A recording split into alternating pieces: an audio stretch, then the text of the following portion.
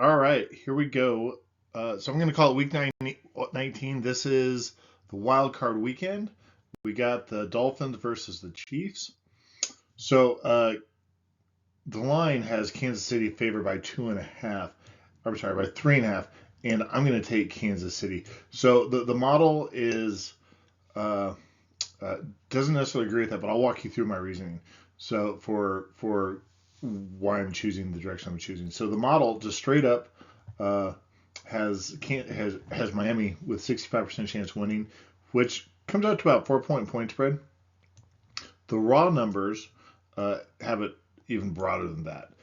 So you're looking at Miami putting up some about 28 points, Kansas City looking at 21. And on the entirety, I would normally look at it and say, with if the Dolphins of this week were the same week as they were in say week 4, week 5, I think that'd be good. The thing is uh, and even with this, the model is saying, hey, you've been under evaluating Miami. But the big thing is I'm going to come down here and say, this is how I use the Bayesian adjustment. Miami has uh, a lot of injuries, and quite frankly, you look at the last two losses, they didn't look good. They played against two very good teams. They didn't look good.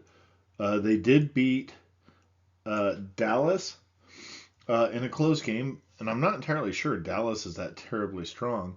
But the thing that really helped them on that was their defense played well, and that's where they're also suffering a lot of the injuries as well.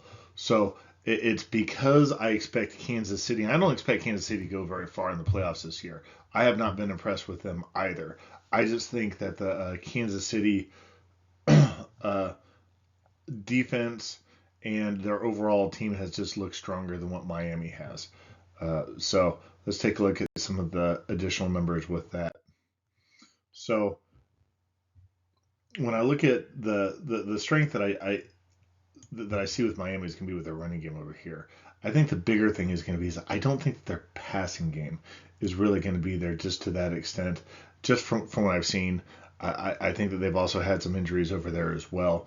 Meanwhile, on the Kansas City side, you're always going to have Patrick Mahomes. I think just has a phenomenal ability to make things happen, and I just haven't seen that on the Miami offense side in the clutch situation.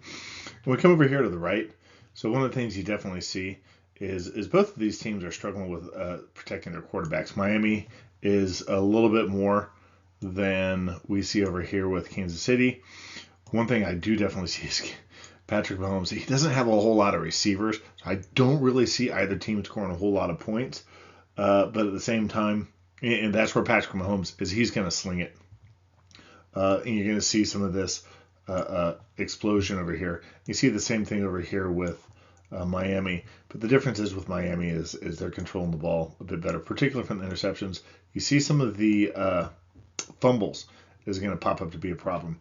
So then when we come over here to the left, when you look at the scoring overall, and we've seen this pretty well, is the league average is right about here. Okay, whoops, that was a bad number. It's about 22, 23 points, right? So I drew that pretty poorly. All throughout the year, uh, uh, what I point out is Miami, they've been scoring really well. You got that 70 right up there. And meanwhile, I'll point out that uh, Kansas City is actually either at average or a little bit below average. But man, the Kansas City defense is looking good.